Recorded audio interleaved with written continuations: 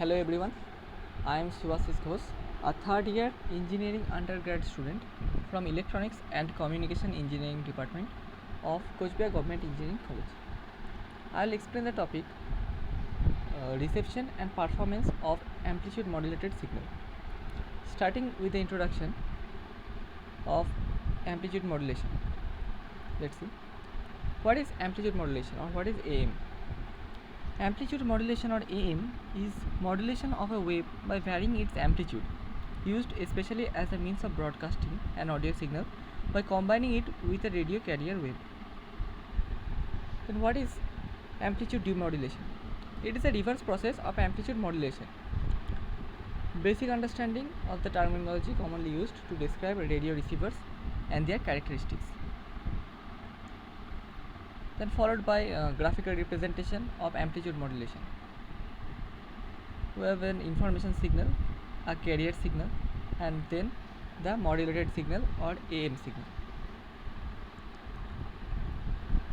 Coming to the topic, let's see what is the receiver and reception. The receiver is a device that converts electrical signal into physical message. It accepts the amplitude modulated wave as an input and produces original wave as the output with the help of antenna.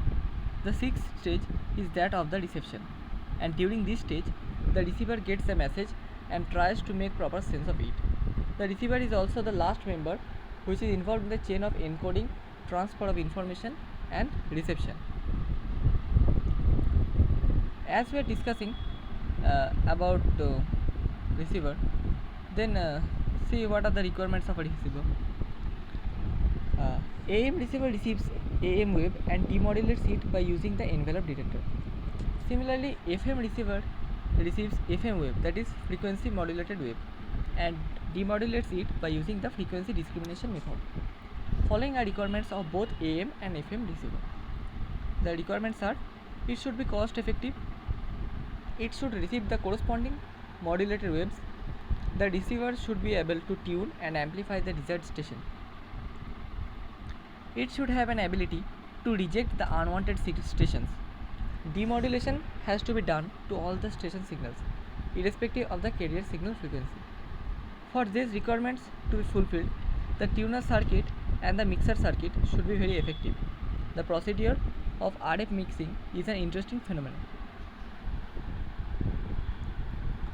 Next is the receiver's parameters. The receiver parameters are selectivity, bandwidth improvement, sensitivity, dynamic range, fidelity, insertion loss, noise temperature and equivalent noise temperature. Let's discuss them briefly one by one. First of all is the selectivity.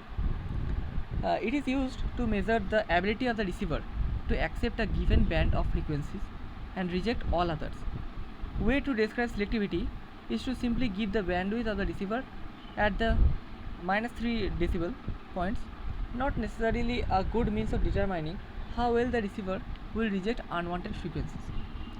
Give the receiver bandwidth at two levels of attenuation, example -3 bandwidth and -60 decibel. The ratio of two bandwidth is safe factor. Therefore, safe factor or SF equals to bandwidth of -60 decibel by bandwidth of -3 decibel. Where SF is safe factor, B -60 decibel is the bandwidth of 60 decibel below maximum signal level, and B of -3 decibel is bandwidth of 3 decibel below maximum signal level. If both bandwidth equal, the safe factor would be 1. Impossible to achieve in practical circuit. Then safe factor equals to 2. Example application for safe factor nearly 1 are satellite, microwave, two-way radio. Next is the bandwidth improvement or BI. Thermal noise directly proportional to bandwidth. Reduced bandwidth is then reduced noise, improving system performance. Reducing bandwidth equals to improving the noise figure of the RX. BI or bandwidth improvement equals to BRF by BIF, where BRF is the RF bandwidth in Hz and BIF is IF bandwidth in Hz. Noise figure improvement or capital NF equals to 10 log capital BI or 10 log band improvement. Next is the sensitivity. The minimum RF signal level that can be detected at the input to the RX and still produce a unstable demodulated information signal, usually stated in microvolts of received signal. RX sensitivity, also called RX threshold.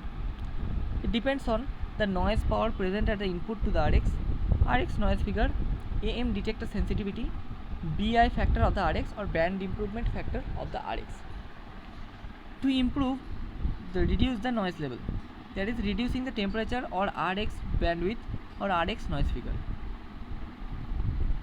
Next, coming to the dynamic range. The difference in decibel between the minimum input level necessary to discern a signal and the input level that will overdrive the RX and produce distortion. Input power range over which the RX is useful. A dynamic range of 100 decibel is considered about the highest possible.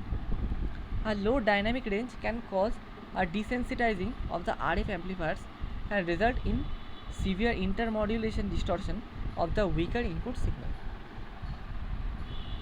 Next is fidelity.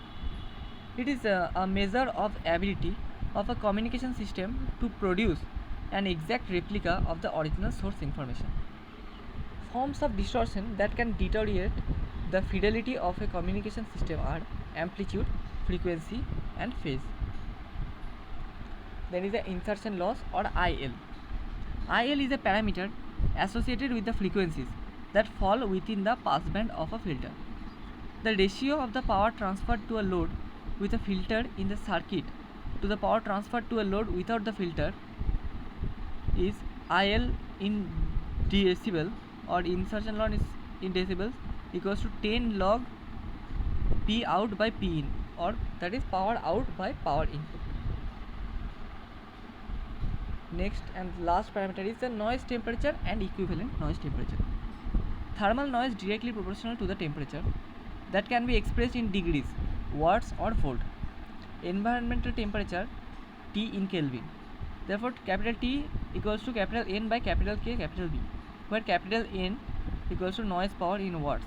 K is the Boltzmann constant, that is 1.38 into 10 to the power minus 23 joule per Kelvin, and B is the bandwidth in Hertz. Equivalent noise temperature, that is T suffix E, often used in low noise sophisticated radio receivers rather than noise figure. TE equals to T whole into F minus 1, where capital T equals to environmental temperature in Kelvin and F is the noise factor. Coming to the performances of the AM signal. Amplitude of AM wave will change with the modulating voltage. Transmitted power is dependent on the modulation index. Carrier power and one sideband power are useless. AM receivers are not immune to noise. Bandwidth equals to 2 FM. It is not dependent on the modulation index. Bandwidth is much less than FM. Ground wave and sky wave propagation is used. Therefore, large area is covered than FM. Not possible to operate more channels on same frequency. AM equipments are less complex. Number of sidebands in AM will be constant and equal to 2. The information is contained in the amplitude variation of the carrier. Next is the graphical representation of AM signal performances.